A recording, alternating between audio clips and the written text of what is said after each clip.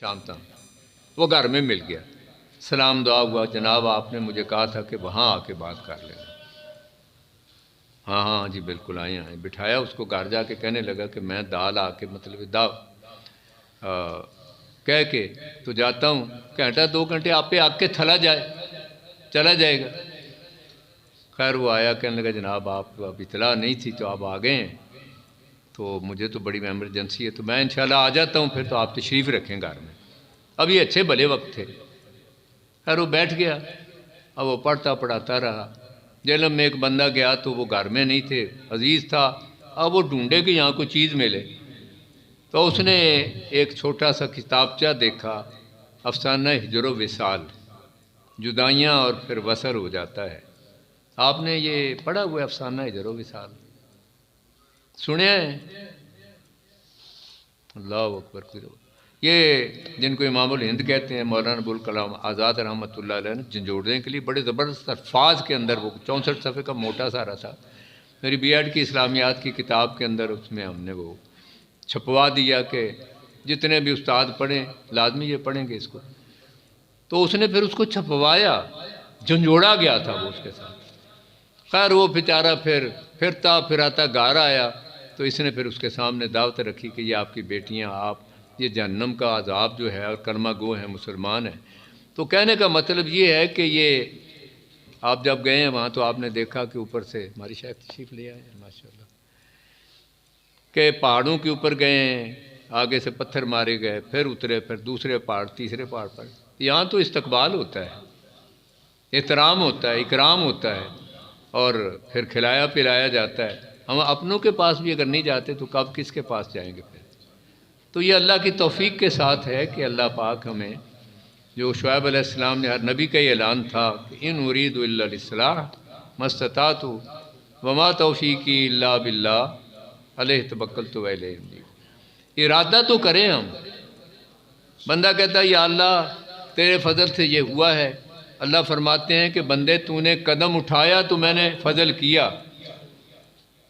اور اللہ توفیق بھی تبھی دیتا ہے کہ بندہ ارادہ کرے، قدم اٹھائے، اور پھر انقلاب برپا ہوتے چلے جاتے ہیں۔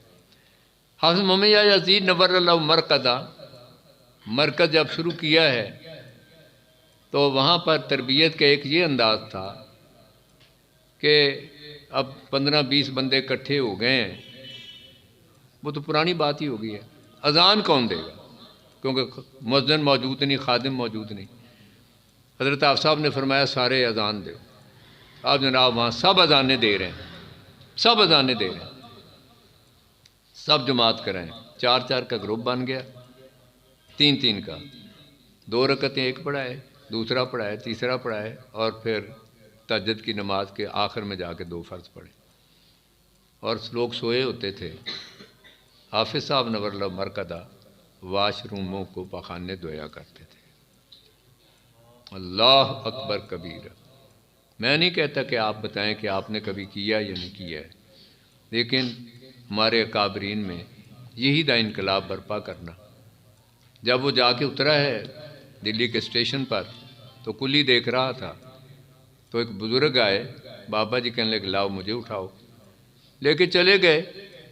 صبح جب جامع مسجد کے اندر سبق شروع ہوا تو شیخ الکل فی الکل سید نذیر حسین نور اللہ مرکزہ، وہ اس کا بستر اٹھا کے لائے تھے کہ طالب علم کے پاؤں کے نیچے فرشتے پر بچھاتے ہیں۔ 90,000 ان کے شاگرد تھے، اس کی پشت میں یہ قربانیاں ہیں۔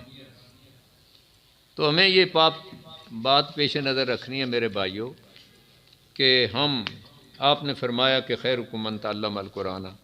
دوسرا سوال اور بھی بے شمار ہیں، خیرکم من اطعم الطعام، اللہ مبارک کرے، جزا دیں، ان کو یہ کھانا کھلائیں گے، کھایا جائے گا۔ بہترین وہ جو کھانا کھلاتا ہے۔ ہم میں سے آج کل جیسے وہ سوال ہوا تھا، کسی بیوہ کو، مسکین کو کسی گھر میں کھانا پہنچایا، واقف نہ ہوں تو میں نے دیکھا کہ مسجد میں جائیں، نماز پڑھیں، 2-4 احباب بیٹھے ہیں، چائے پی رہے ہیں، کھانا کھا رہے ہیں، ہم جاتے ہوئے سلام کریں، نماز پڑھ کے جاتے ہوئے سلام کریں، نہیں پوچھیں گے۔ کیا ہماری تربیت میں بات شامل نہیں؟ کوئی نہیں کھلاتا ہے، کھلانے والا اللہ ہے۔ تو بھائی اس کے ساتھ بھی ایک بندہ آ جاتا ہے